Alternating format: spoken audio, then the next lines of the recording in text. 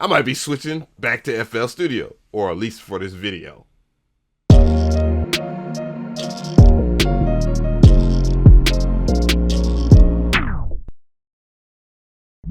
What is going on, guys? I know y'all hate the trolling. I kind of like it. I like trolling the viewers a little bit, but also at the same time, I know you guys enjoy this, so I definitely want to talk about FL Studio 20.6, which definitely there's no trolling about it. It's a really good update, especially with Burn-To-MIDI. I mean, about time that you're able to use third-party VST plugins and Burn-To-MIDI from them properly, like how every other DAW could do. So that shows that ImageLine is making great strides there, as well as time warping, because other DAWs have had time warping for a while now, and now ImageLine has it as well in FL Studio. So that's really good.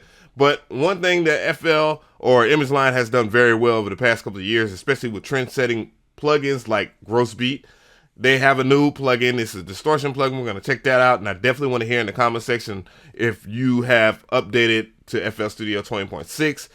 Man, if you're still in FL 11 now, I don't know. I've been saying this for years, but I know you guys are, if you're in FL 11, you're missing a lot. But anyways, let's get into it.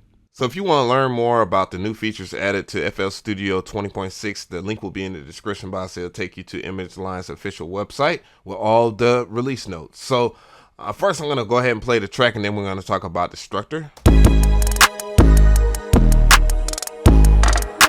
So I'm working on a new drum kit anyway, but the first thing that I want to do is apply this to the 808 here. Let's go ahead.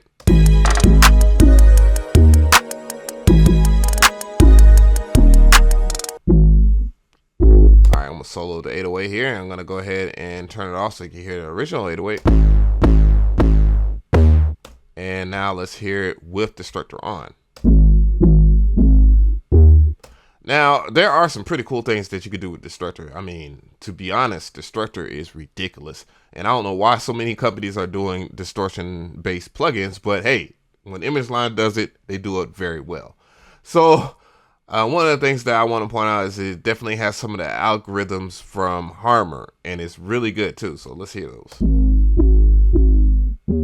And you can also lo-fi with this plugin. You can change the filters. You can rearrange it. Of course, I can turn chorus off if I want to.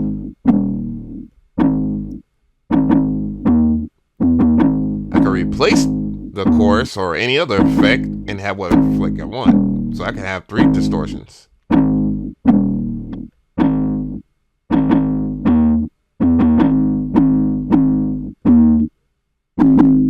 And ultimately, it has a different effect. So if I was just to play it with the track now.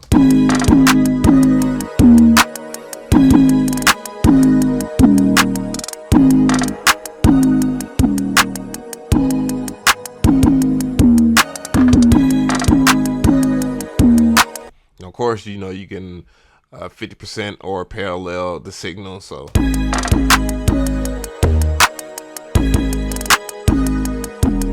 you could do that within the plugin too. Like you could do it on any effect. If the effect is too much for you, you could choose whatever is coming in, whatever's coming out. I mean, a lot of this stuff is day one stuff, but at the same time, I just want to give y'all a little bit of a preview of what you're missing out on, especially you FL 11 guys. I mean, you could change everything too. It has different combo speakers.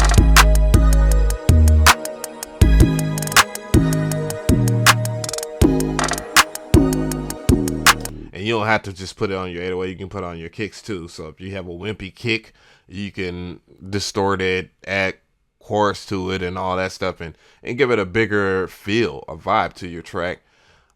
Moving forward here though, there are some other things that is really good that I really like. One of the newer features is the fact that you can burn to MIDI. So what I do have is a plugin called Auto Theory, and you know, I'll have a link in the description box for you, but Auto Theory is a music theory plugin. Allows you to create on the fly. I'm of course using an A flat major or a G sharp major in my predicament here, but you know, I'm gonna go ahead and wire it to Electra. So I'm just gonna go ahead and choose the input port. I'm gonna choose input port 1.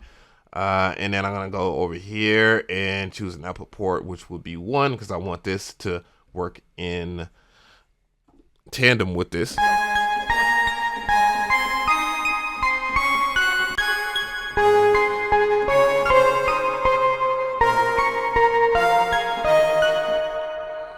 Choose something a little go Dorian,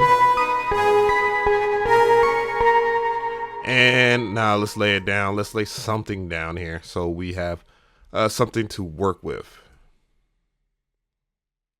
Let's pray it works.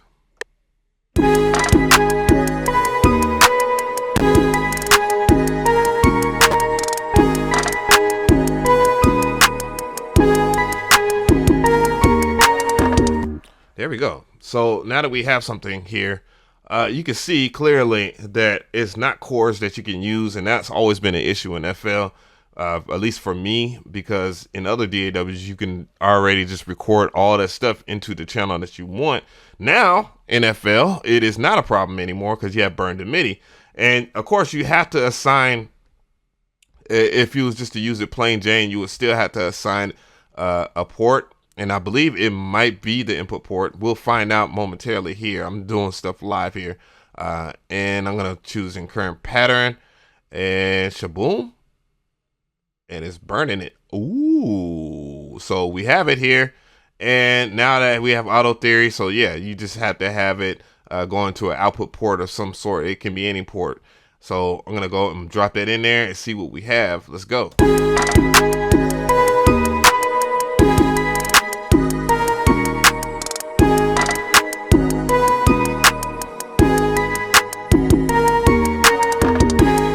So we have that. So what I'm going to do here is just assign it to 6 because that is in that particular area. So let's go ahead and hear that. Solo.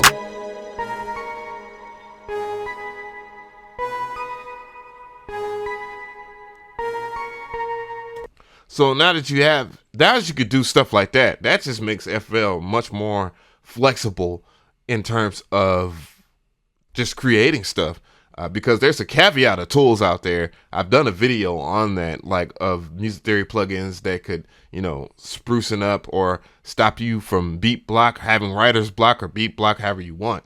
And now that you have that and you can have access to the MIDI, that's very powerful. That's a very powerful tool that was needed in FL. And now that we have that, you could do that with and it doesn't just stop here. If I was just to go and let me go ahead and grab that and put it back in here. And what we're gonna see, I'm gonna see if I can access like the arpeggios, because you can actually do it with the units that are in here. So if you had like an arpeggio that you had in here, matter of fact, I think I will do that on this track. That would make more sense because it is the plugin. So I'm gonna go back over here and set the arpeggios up.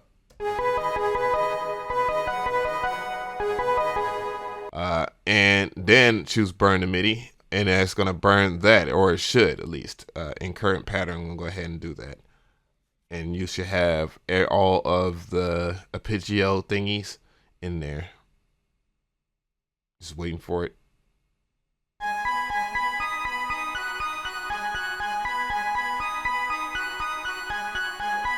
And then you have this right here. Boom. Then now you have all the arpeggios here. It's a little jank, but at the same time, though, it still did it.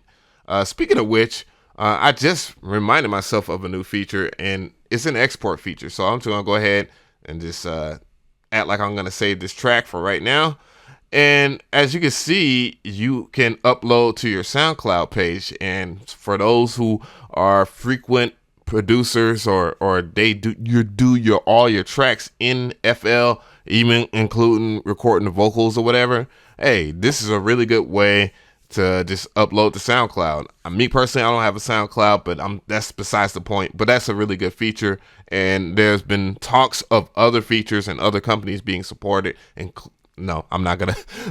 Let me not drop the dime here, but it's a lot coming, and a lot of FL users is going to be happy, and a lot of other DAWs are going to have to step their game up.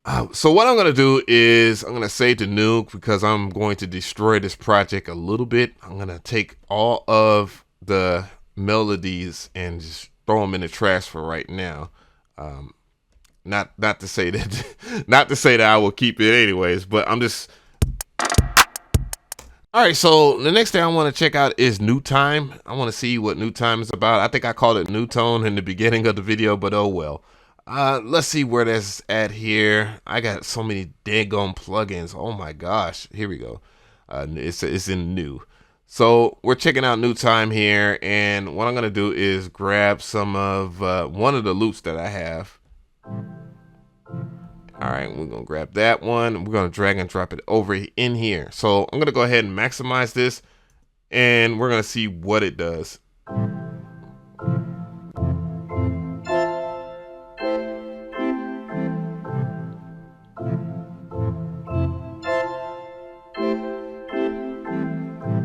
Okay, so it is multi-touch sensitive here, so that's really good.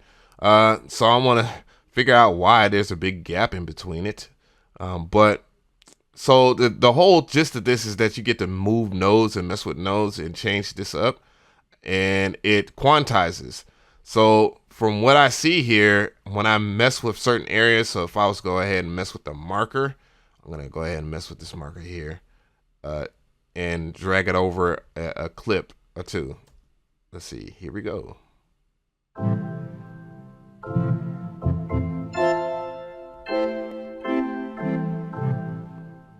Let's play it from right here.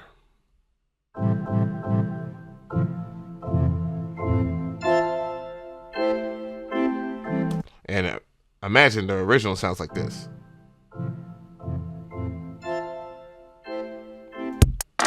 So you have that. So that's pretty cool.